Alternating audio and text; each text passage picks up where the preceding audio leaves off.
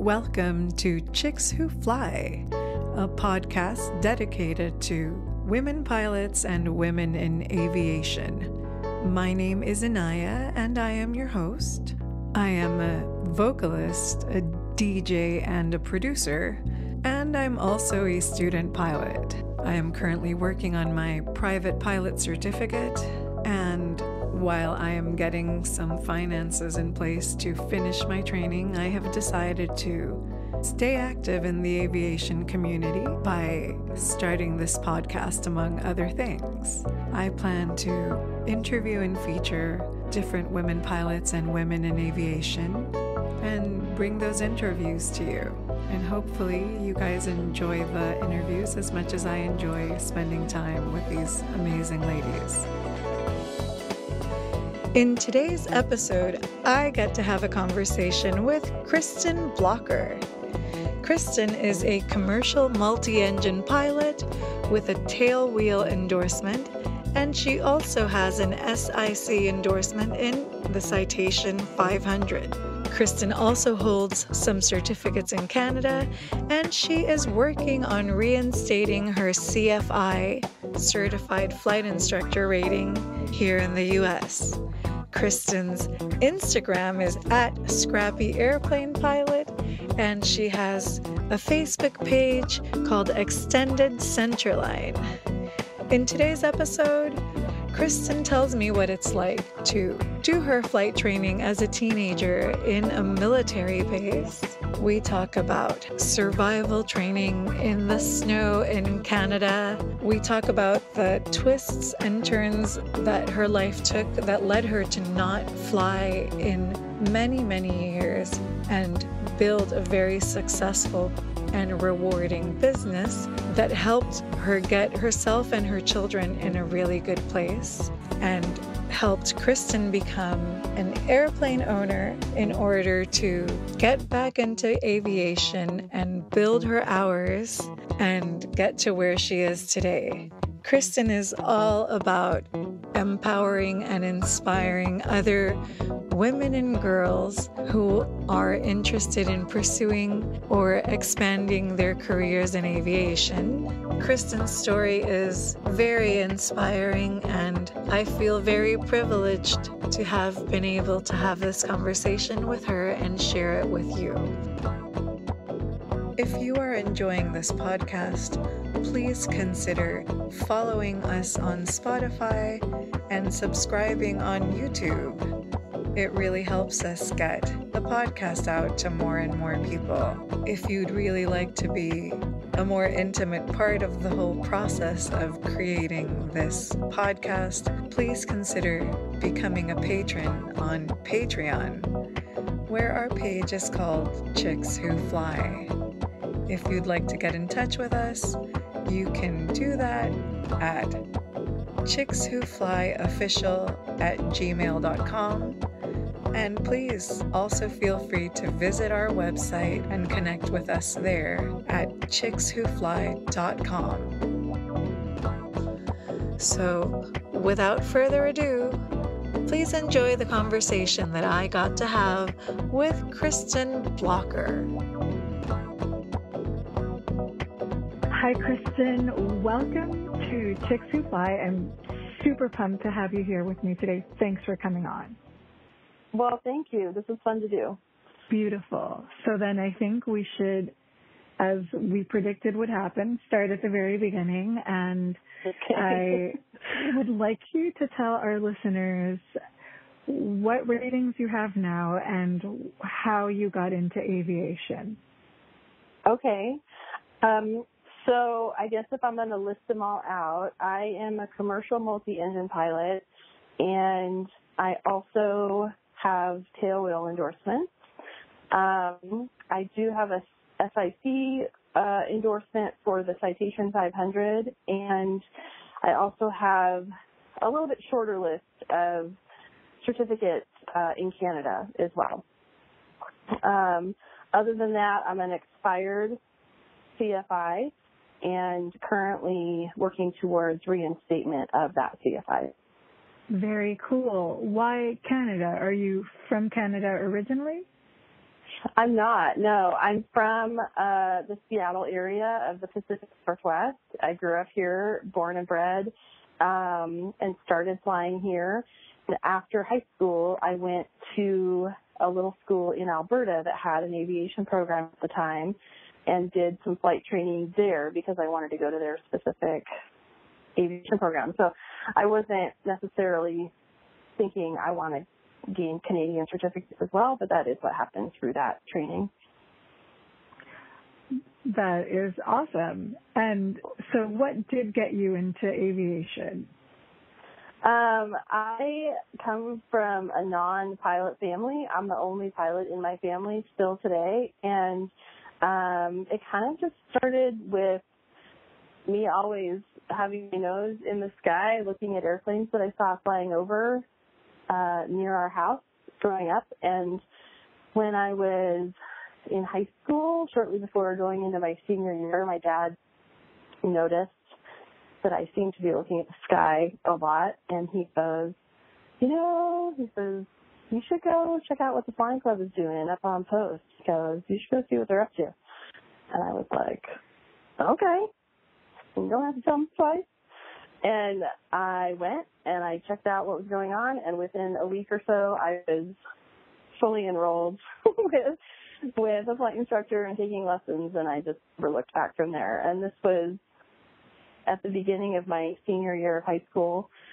My dad was military, so I had privileges. I was a dependent, and I was able to have post access on post at Fort Lewis. And so I had access to the flying club on post and was able to do all of my initial training at Gray Army Airfield, which is an active Army base, an Army, airport. And civilians are not allowed to use that airport, except that we had a little flying club there. And so we had a small collection of, 152s and 172s and a Seneca, some stuff like that we all got to mix in with the Army and the Air Force traffic that was constant. It was a lot of fun. What a unique opportunity. And it sounds like that was so insightful of your dad to, A, notice it, and then so cool of him to be encouraging of you to go after something like that. Yeah, it really was. I mean, like I said, no one else in my family is a pilot. My dad enjoys flying, but he has never chosen to pursue any sort of flight training himself.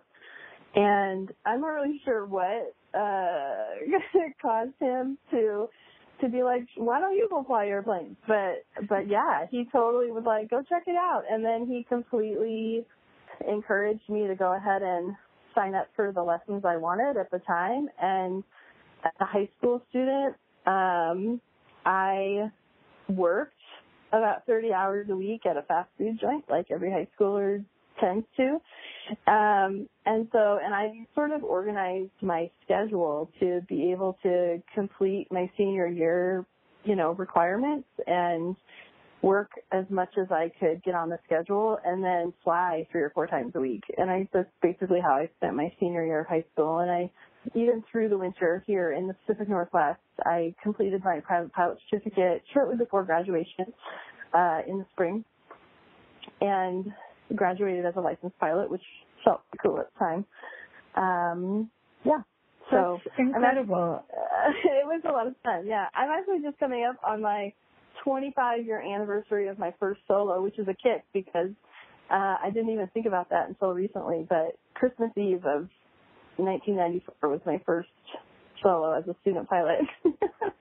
I remember thinking to myself, I probably shouldn't kill myself today because, my mom would get really mad if I died today, so I better do a good job at this, But, yeah, me and my 18-year-old mind, right? Is that what you were picturing when you were soloing? You could picture your mom scolding you if you died, so don't kill yourself. Totally. Oh, yeah, totally. And of course, this was in the days before cell phones and internet, right? It was back in the dark ages. And so, I didn't even tell my parents that I was doing it before I did it. I just went to the airport and flew and went home and was like, yo, guess what? Guess what I just did? Holy poo. I laugh at myself now today that I have my own 18-year-old child. and I imagine what my reaction might have been if I had, if my kid came home and told me that. Yeah, it's a different perspective when you're doing the stuff as a kid versus now. I don't have kids, but just to imagine the stuff that I used to do, how I would handle it. Right, I know. No, my daughter now, my 18-year-old, recently started an avionics apprenticeship, and I just think it's the coolest thing in the whole world that she's doing that because, I don't know, I just think it's awesome. Like, there's so few female avionics techs in the aviation world, and she has no interest in learning how to fly, but I'm like, yeah, if you want to learn how to fix this stuff, like, that's beautiful. I love that. Yeah, there are a lot of ways for women and girls to get into the different aspects of aviation and engineering and tech and all those kinds of fields. And it's great that you're a mom who encourages your daughter not just to do it the way you did it, but to do it the way that works for her. Yeah, she really has developed a really strong interest in, mechanics and how everything works and stuff. So I'm excited to see what she ends up doing with it. That is cool. And maybe one day we can have her on the podcast because it's about women in aviation, not just pilots. Right. I know. Yeah. You might have to twist her arm a little bit more than you did mine, but because she's not used to doing interviews. But yeah, it would be great. I would love it. So just to get back to your training, you went to this base that your dad, had privileges for because you were dependent of a military person. So how does that work? Because civilians usually have Part 61 or Part 141. So what did the training itself look like for you?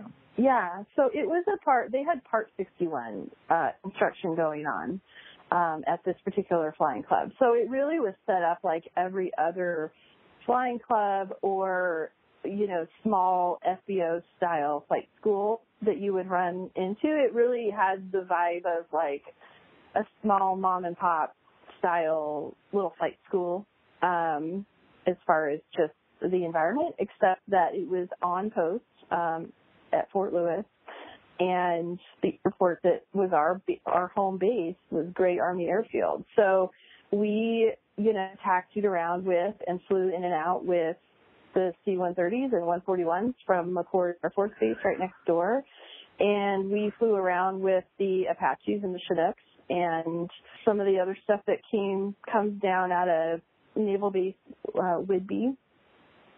Some of the jets that come down to there. And it was just very normal for us in our little 152s and 172, 182, stuff like that to just always mix in with that type of traffic. In fact, when I did do my first solo, the control tower, I was holding short of the runway and told them I was ready to go, but there was a Chinook low hovering very close to the departure end of the runway where I needed to be able to go from. And he was low hovering right beside the runway, just barely off the concrete. So that's like wake turbulence city. So here's me in this little 152, and the tower cleared me to take off. And I was 18 years old, and so I think I actually said on the radio, I think I actually said, and I was like, I think I'm just going to wait for the Chinook to finish their hover. And, like, I don't think I even said my call sign or unable or any of the other stuff that you're taught to say, right? And I also don't think I told him I was doing a first solo. And the controller just was like, okay, hold short. And he kind of just acted super nonchalant about it. And I was thinking to myself, there's no way. I can't fly through that, I know, right? And so, but you're right. It was a very unique place to do primary training, and I actually look back on that and feel really fortunate to have had such a unique place to do that training because, you know, from your very first flight lesson, basically, you're learning how to interact with aircraft that are very, very different than you, you know, and all of the stuff that you have to keep in mind and everything. And in the big picture, I ended up doing private through commercial multi-IFR all at that flight club using their airplanes, which was just great because I was able to, you know, benefit from that location over about 2-3 years of time in the long run, filtering through all of those certificates and ratings. And I loved it. I loved flying in and out of there. I mean, it sounds really cool. And like I said before, a very unique situation. Not everybody has that kind of cool story to tell. It's pretty cool. What were the challenges of your training? Like, what did you find particularly challenging? That's a great question. I think for me, I really just, like, when my dad suggested that I go check out the flying club, I really had never even thought about actually flying before that. Like, I was constantly staring at airplanes, but it never articulated in my mind, you should go do that. And I'm not really sure why that is. It might have just been a combination of, like, growing up in a really modest home where we didn't do really expensive stuff. And it might have come from, you know, we were pretty modest as a family. We really didn't travel a lot. We didn't go out and do really big, crazy stuff like that. And so it never occurred to me to actually ask to go look at the airplanes or fly the airplanes or any of that kind of thing. But once I started, I was like, of course this is where I'm meant to be. Like, it was weird. I mean, probably 1 or 2 flights in, I was like, is there anything else that a person should do? And I just dug in, you know, and it really kind of just became my entire focus for, like, what I was doing with myself. And at the same time, I didn't have a really clear vision of what I wanted my end goal to be.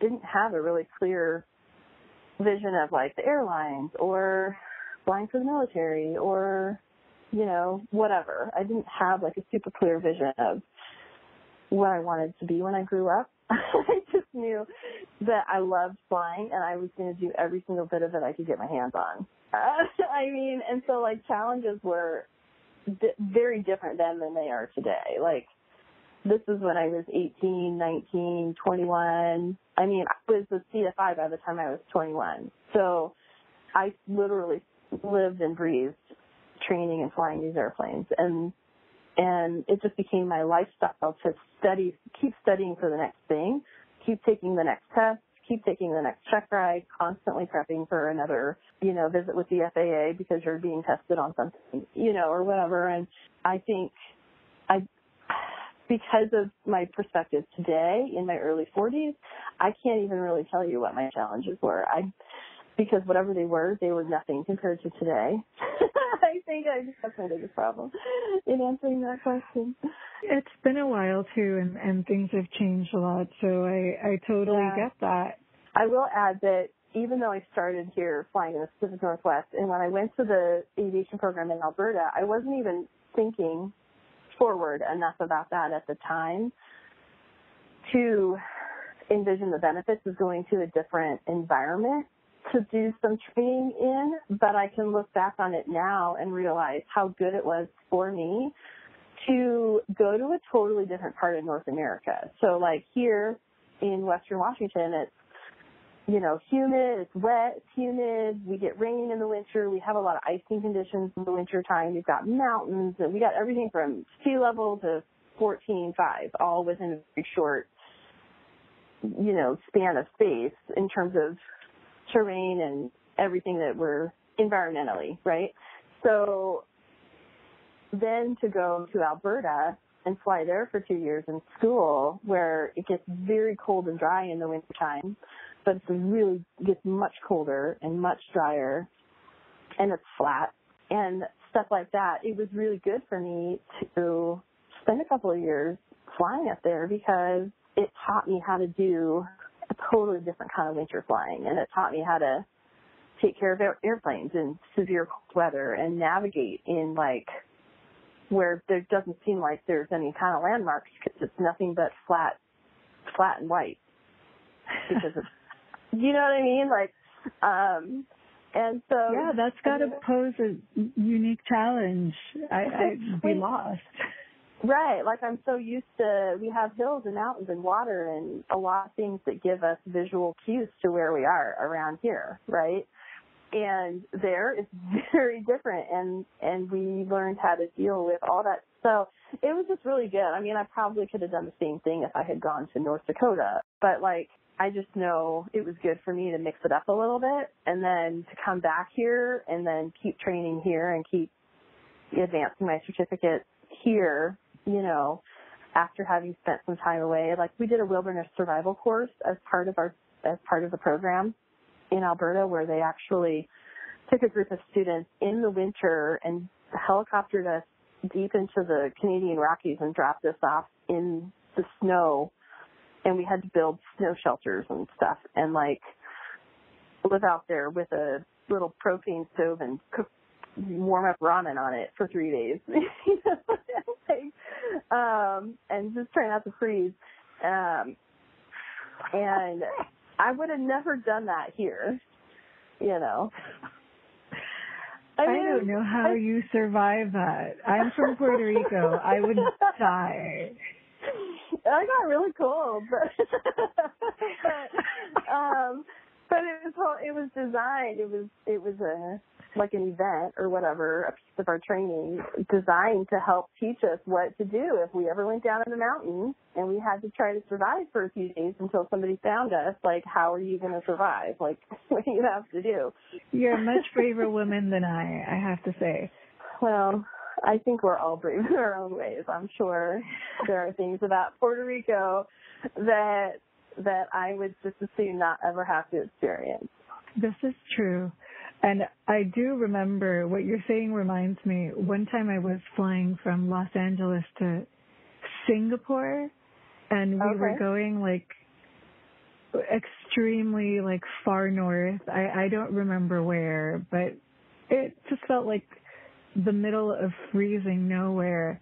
And I don't know what happened. I wasn't flying yet, but that plane, I don't know if we hit a downdraft or if the plane stalled for a minute. It was a commercial aircraft, a really big one. It might have even been an A380, but there was like a big drop that like people screamed. Yeah. And all I could think was like, not here. It's way too cold. Right, yeah. But here. Yeah. That's true. Sometimes you think that. You're like, look, if we got a ditch, like, let's not ditch right here. This is a bad place. make it at least warmer or something. For right? real. Yeah. But no, it was a great couple of years straight after high school of just a lot of adventure. I mean, everything from I got myself stuck in the snow with airplanes when I would accidentally taxi onto a taxiway that I thought was plowed, but it wasn't. And so then I would taxi, 30 feet onto it before I would actually get stuck. And then I'd have to try to dig myself out and push myself back out of it, And, of course, me, like, Pacific Northwest girl, coming from where we hardly ever have to deal with snow like that, in the lowlands, and then turning around and going up there and doing solo cross countries to places I've never been to. It's minus 20 outside or whatever. Like, I had all kinds of crazy stuff that I managed to pull off up there. But, like, we did group long cross countries across Canada. Like, I flew in a 172 out to Winnipeg one time with a couple of other students who we all wanted to just share legs and get cross country time out of it. And there's just a lot of really neat things. That's where I first started with tailwheel stuff. Like, it was my first opportunity to get any kind of tailwheel instruction, and the school had a little Champ that we kind of went off road with and had a ton of fun in. And so that's where I got my first exposure to tailwheel and realized how much darn fun that is. So it was neat. I mean, we flew in and out of Calgary International for our written and flight tests back in those days. We had a good time. we just did all the things. It sounds incredibly cool. I mean, it's a billion times cooler to say, I got my plane stuck in the snow than to be like some dummy who got their car stuck in the sand in front of the beach, you know? Okay, I'll give you that. Yeah. No, I totally didn't want to tell people what I did because it was so stupid. And I knew they would all make fun of me because all of them who were from there knew not to do what I did. But hey, it makes for a great story when you're a guest on a podcast 20 years later. There you go. Yeah, that's true. But yeah, so when I was done there, I went back to came home to Washington and quickly played catch up with my American certificate, because I had done the training and the hours and everything while I was in Canada, but I still had to take the written and flight test for the corresponding certificates and ratings here in order to receive those. So I spent about 3-4 months after coming back from there just sort of banging out all my instrument rides and my single and multi-engine commercial rides here, so that by the time we got to the end of summer that year, I was kind of caught up and I was commercial multi-IFR by the end of summer here. Wow. And that's and so then I was 20, heading for 21, and from there I went straight into CFI work, went and worked on getting that, spent a few months working on that, and it was at that point that I received an invitation to start right seating in a citation here in the town where I live. So I started doing both of those at the same time, right around the time I was turning 21, which is crazy to think about now. I was just a baby. So freaking cool. I was just a baby, yeah. At that point, because you mentioned that you were working a lot while you were in high school, were you helping to pay for your lessons? Was your dad helping? Yeah. I mean, I think that's probably why you mentioned that, is because I never did any sort of scholarship work. I've never received any scholarships for flight training, but my senior year of high school, I worked 35 hours a week, and pretty much all of that money went into the flight training pot. And then, because I was a high school kid, so I was living at home, and we didn't have to pay for cell phones and stuff then that we all pay for now, right? So I was able to put the vast majority of that money straight into flight training. My parents recognized, I think, that I was doing what I could to pay for as much of it as I could. And they were very generous to help, smudge over the rest. And then when I went to college and did that program, I worked summers for sure. I actually worked airport ramp jobs, so I fueled airplanes and drove fuel trucks around and marshaled folks in and out and that sort of thing. So I did ramp work type jobs in the summers, and I worked at the college in whatever capacity they would let me work as an American, in order to, again, just try to contribute as much as I could given the fact that I was in school. And then came straight back, and while I was knocking out the rest of those ratings here, did the same thing, kept working on the ramp and stuff like that. I did pretty well after graduating from high school, I tried to keep myself working jobs that would be some sort of aviation-related job, like working on the ramp, just because, I don't know, I just didn't think to do anything else.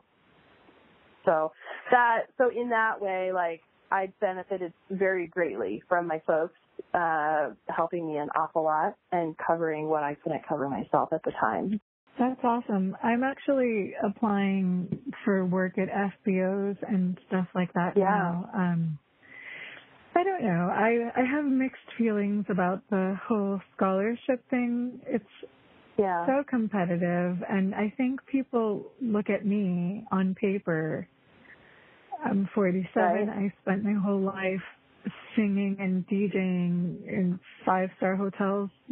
I think sometimes it's hard for them to make the connection as to, or maybe I'm just not doing a great job of explaining my passion and my relationship to aviation. And I'd almost rather, my personality is I'd just rather figure it out myself. I'd rather do it myself. I'm very much like that as well. It's really hard for me to ask for help usually. And I will say that this year we just went past the Women in Aviation scholarship cycle as far as the deadline. And I will say I did submit applications for 2 of those scholarships. And this was the first time ever in 25 years that I've done that. I do not actually have high expectations of receiving either one of them, but it was actually kind of a cool experience for me to go ahead and apply because it really made me think about how to articulate some things that are always running around in my mind that I don't necessarily put down on paper, or whatever. So I think it was a good exercise for me, no matter whether I would receive a scholarship or not, just because I think it helped organize some of my own thoughts about what is it that I'm actually after now today, because today, my vision for aviation for myself is very different today than it was 20 years ago, and I've experienced an awful lot of life since that time, and I appreciate aviation today in a whole different kind of a way than I did 20 years ago. 20 years ago, I was a kid. I hadn't even lived enough life to truly understand what a privilege it was for me to be able to have started flying at the time that I did, and to do everything that I was able to do in that first several years of flying. I enjoyed it and I loved it and I was glad I was doing it and I didn't want to do anything else, but I didn't understand just the straight up privilege that it was. You know what I mean? Yeah, that comes with age, I think, for most people. I certainly took so many things for granted that I really appreciate now. Yeah, I know, same. And I haven't even gotten to the point with you yet where I tell you about how I didn't fly for 13 years. 13 years? Yeah, a long time. Well, tell me about it now. I was going to ask you about your Cessna 170 and what you're doing now, but... Oh my God, I love my airplanes, right?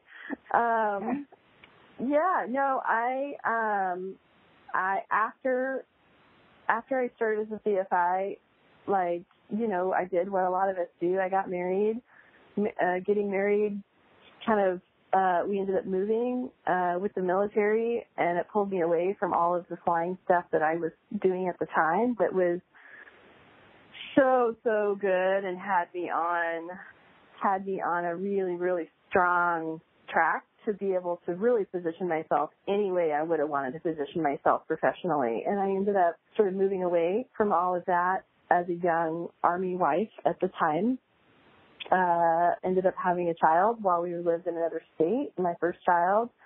And by the time I was coming back to Washington after that, and was, again, still a pretty young Army spouse, my husband at the time was, in the middle of deployments and things. He was part of the initial invasion into Iraq in 2003. And so there were several years where he was in other parts of the world almost continually, right, while I had my first child, and she was young. Eventually had a second child, but by that time, I had slidden so far out of the really continual kind of flying that I had been doing right before I had kids, and I wasn't attempting to do anything professional at the time. That then, when I became a single parent, shortly after my second child was born, I really was not in a position to try to rebound back into professional aviation easily. I became a single parent in kind of a, there's a lot rougher stories than mine, but in kind of a rough way, and it involved abandonment and abuse and things like that were tough. And it also involved a lot of financial sacrifice to where I didn't have the money to go and do the work it would have taken to sort of re-energize my aviation life to be able to step into anything professional. So I prioritized just survival for my kids and I, and didn't fly for a long time. Right. Well, that comes with the territory a lot. When people get separated, especially when there's abuse involved, the financial aspect is very intense. Did your husband have like PTSD? Was he dealing with that kind of stuff? Oh, I'm sure he was. Yeah, I'm sure he was. He had a few rough years in the Army, and I'm sure that PTSD is part of what his struggles involve. Inherently, he just is a person who does not take care of others, does not play well with others. And in the end, our family breaking up the way that it did actually was the best thing for my kids and I. And so I don't regret that at all. But in terms of my aviation life and career, it dropped a huge wrench into things for me for a long time. And I just had to shift into a season of life that required that I not fly for a while, because I didn't have the money, I didn't have the resources to fund flying that I would be paying for, like through renting airplanes or things like that. And I knew that I just simply needed to wait until the time was right to sort of choose when and how I re-entered the aviation scene. And so I rebuilt life for my kids and I, built a business, a non-aviation related business that I have today, and just built our lives back up for about 10 years before I started seriously thinking about strategizing my re-entry to aviation. So, and then about a year and a half ago, I went and did my first flight review in like what felt like about 100 years and got my first aviation medical in what felt like about 100 years and re-entered active flying in that way. Is that the doula business that you entered while you were taking your time off? Yeah, and I still have that business today. I own a doula agency called Doulas Northwest, and we focus primarily on postpartum doula support and infant feeding specialist support for new families, and that's what we do. We work thousands of hours a year with people who have just had babies and are kind of learning ropes at home with how to live at home with a new baby or 2 or 3 babies at a time, and making all of that work. And it's really kind of it's very, very different than aviation for sure, but I do love that work and have a huge appreciation for the kind of support that it offers new families. And so I feel fortunate to have found 2 types of careers in this world that I love. You know, most people can't say that I've done 2 totally different things, and I have a huge appreciation for both of them. Yeah, that's very fortunate. I share the same luck. I mean, even more, because first I was a professional dancer, which I was obsessed with, and then so many years of music, and now I'm getting into this that I've always loved. So yeah. I can relate. Yeah, that's awesome. I love it. Yeah, I consider myself super lucky. Yeah. So then you went from taking time off and getting yourself like in a decent position again, and then how did you end up with your current airplane, and how much are you flying, and in what capacity are you flying today? Yeah. So one of the things that I did 10 years ago, which nobody should ever do, and I shouldn't have done it then, but I did do it because it was necessary at the time, is I allowed my CFI to expire. And a lot of people don't realize, and I knew this then, but a lot of people don't realize that your certified flight instructor certificates are ones that if you don't renew them every 2 years like you're supposed to, you will lose them. They will expire and you will lose them, and you no longer hold the privileges of them.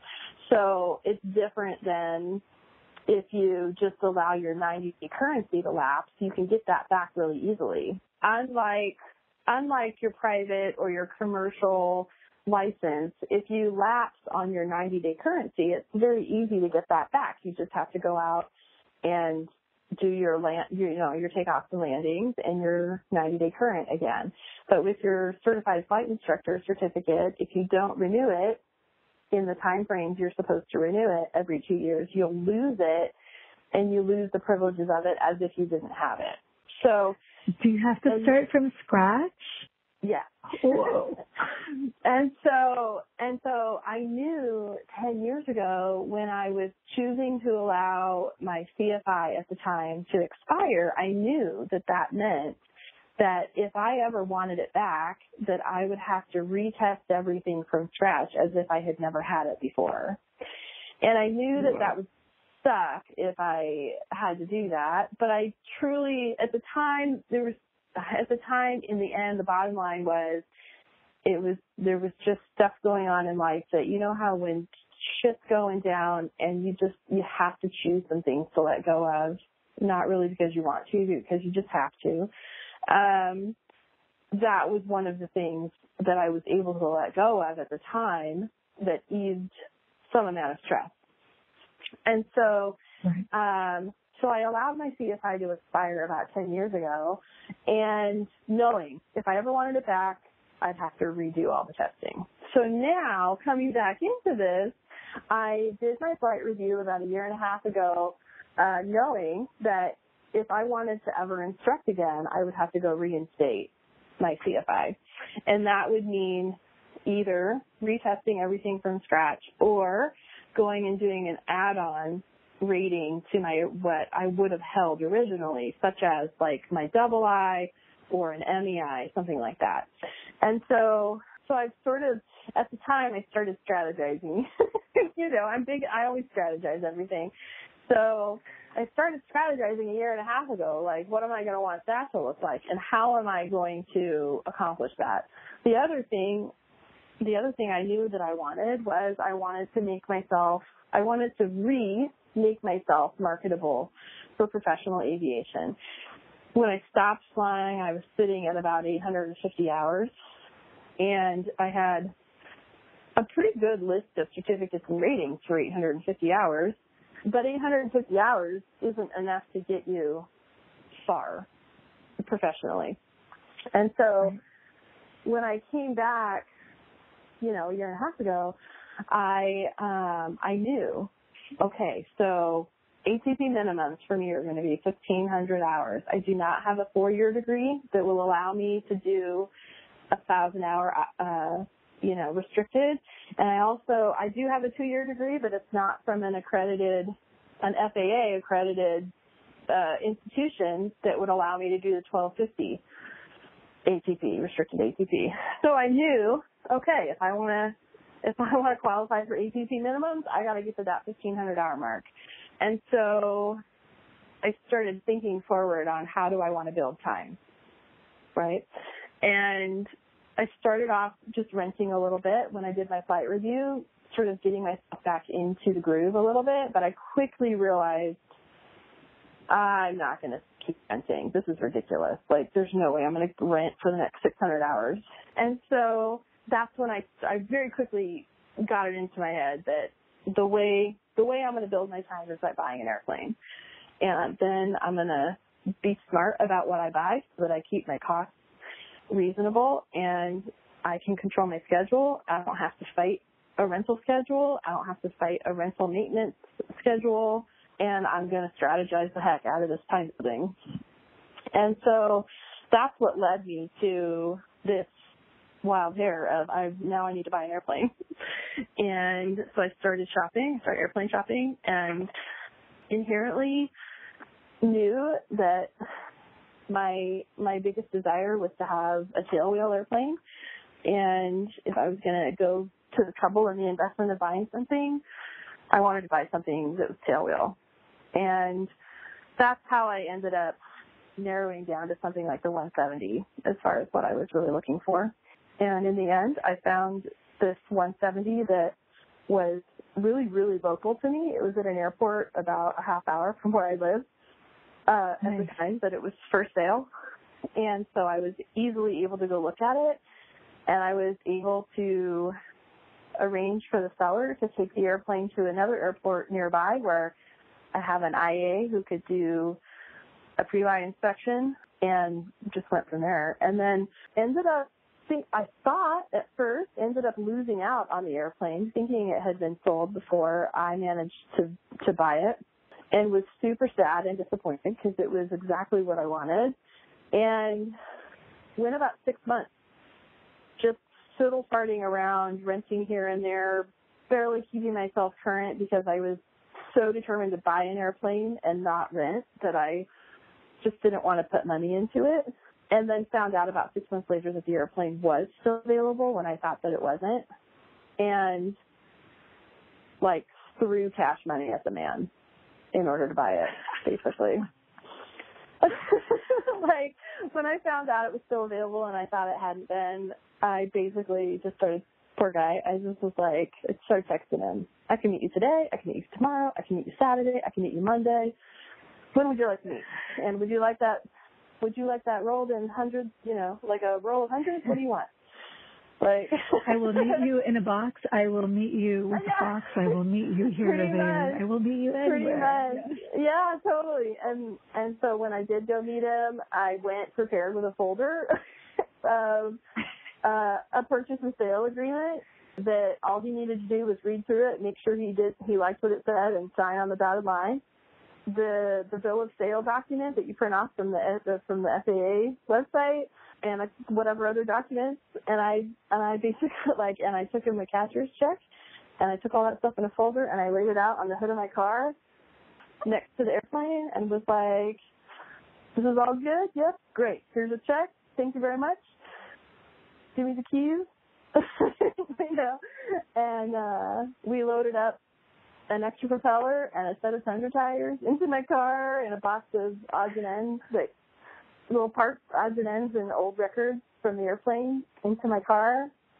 And I walked away with the keys to the airplane, and it was a Tuesday afternoon in the middle of a work day. Heck yeah. And I was like, I drove away from there, and I was like, oh my God, I just bought a fucking airplane. Shit. Like, it was a little bit, I mean, I remember I got on the phone with somebody, and I was like, so guess what I just did? And because, I mean, I searched for about a year before I bought this airplane, close to it, and I did find that it was really challenging as a single woman to be taken seriously in especially by sellers. So I developed a real healthy amount of skepticism early on for people selling airplanes, because I quickly realized they really didn't know how to be comfortable talking to me as the person who wanted to buy their airplane. And that was weird to me, because I'm like, what's the problem? Yeah. And so by the time I bought this airplane, I felt like I had not only accomplished a huge thing in, going from my kids and I having nothing to I just bought myself an airplane. Like, what? I'm totally living this whole experience while I hear you say it. So, I mean, it's really hard to put that into words. But I don't know. No, that's awesome. You did good. You went through a lot, and you came out the other side, and here you are. It's moving. I'm really thankful today for the value of just the wisdom in perspective that I have gained over the last 15 years of adult life. like I said, when I was 18 and 21, I totally took it for granted. I had no idea how amazing it was and what what a huge privilege it was to have the opportunity to fly airplanes the way I was flying them. And even though I loved it and I was in love with it, right? Whereas today, I've lived so much other life that has helped me understand exactly how much of a privilege it is that, if I had bought an airplane when I was 21, or if I had been raised in a family like a lot of ladies have been raised in families where they've flown their whole lives and they've never known anything but flying airplanes, and it's always been normal for them. If I had been raised differently in that way, I don't think I would appreciate this the way that I do today. And if I hadn't, do I wish that I had experienced everything I've experienced over the last 15 years? No, not necessarily, because I think that's reaching a little.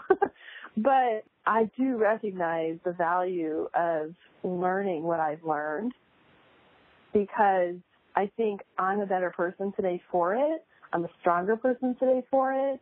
And I value what I am able to do in aviation today much more, as a result of it. And so it's huge. It's huge to accomplish something like buying an airplane, and I'm super thankful for having done that. And I also have gained a whole new, appreciation for just knowing when to be offended by something and when not to. I mean, there's so much stuff that female pilots get offended about, and some of it's totally legit, and some of it I think we need to just turn around and fly away, let them eat their hearts out, So, no, it's been really good. It's been a really, really neat experience. And now today I'm refocusing what I want to do in the big picture. I've had the airplane now for 4 months, and I've put about 55 hours on it since I bought it. So I'm trying to fly a lot with, when considering the rest of my life. It's very, very different today to train or be working towards flight training goals than it was when I was 21 and had no responsibilities. So I have to be cognizant of, I can't let my business get neglected, or else I'm not going to be able to do any of this. Yes.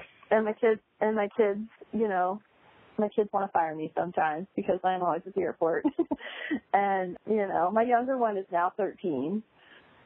So I'm in a totally different phase of life now, which is good. And I aspire at this point to become a tailwheel expert.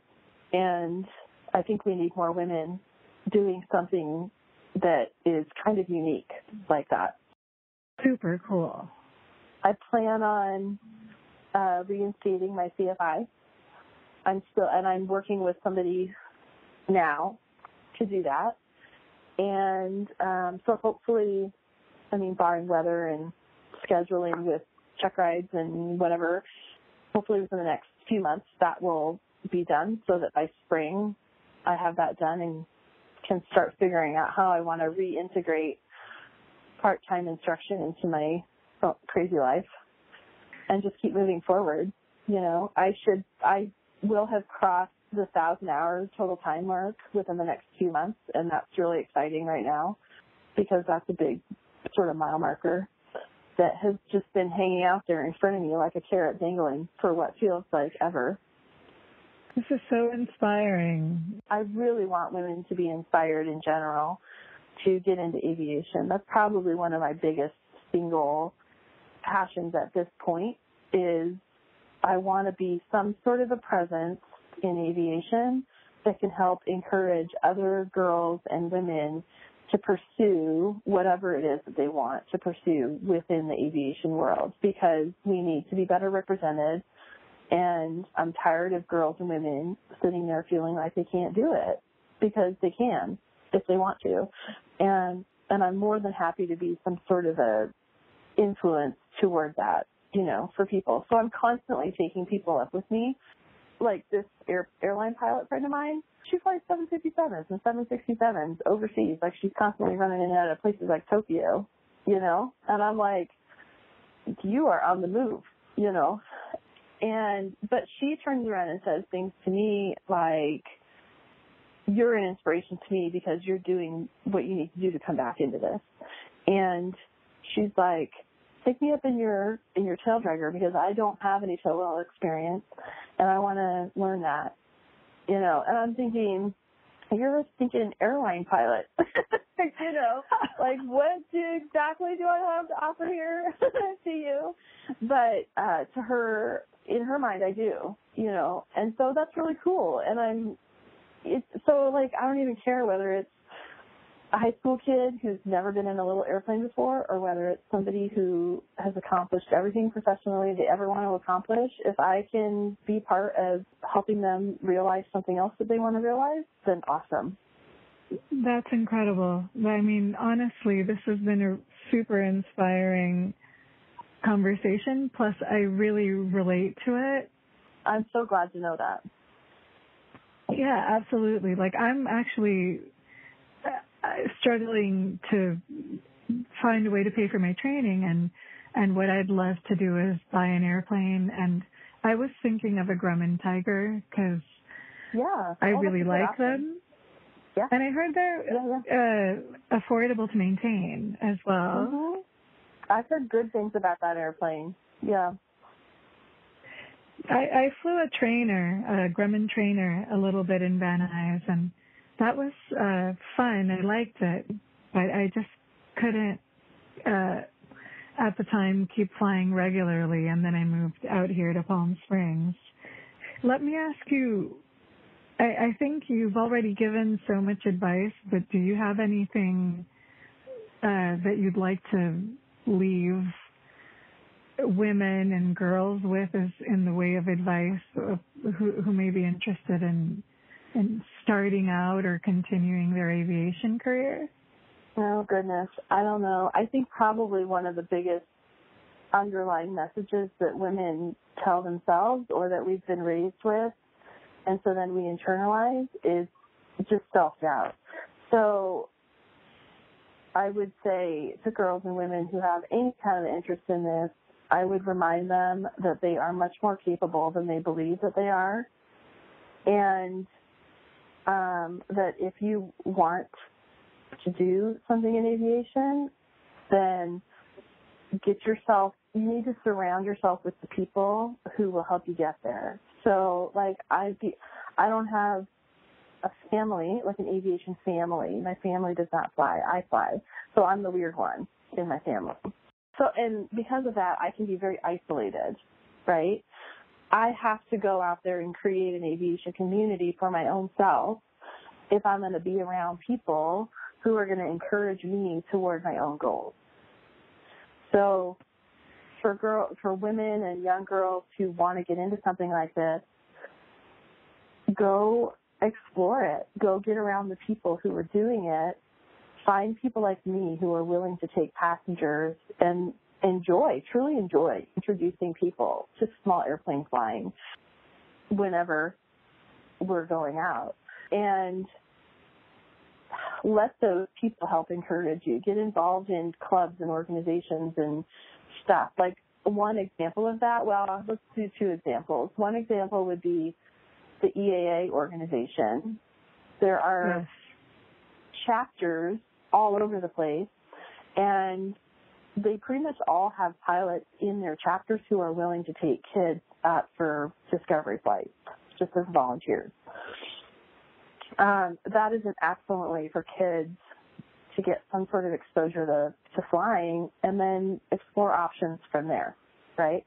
Women in Aviation, the organization itself, is absolutely fabulous at finding ways to help encourage women toward whatever their aviation goals are. So, like, surrounding yourself with people who are doing what you want to be doing, and do like what you were saying, where you were just saying a minute ago, you were thinking about going and getting a job at an airport.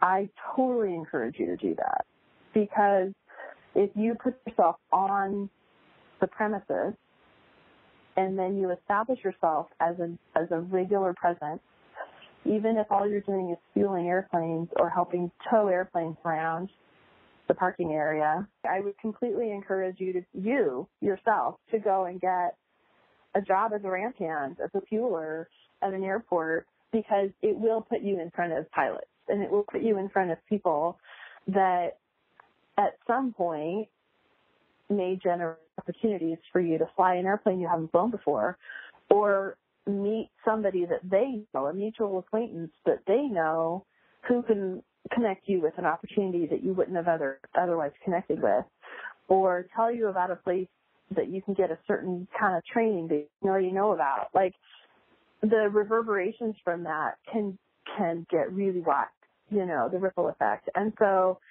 even if you don't need the job, just going and working a couple of days a week at a place like that can really help immerse you in aviation opportunities the line.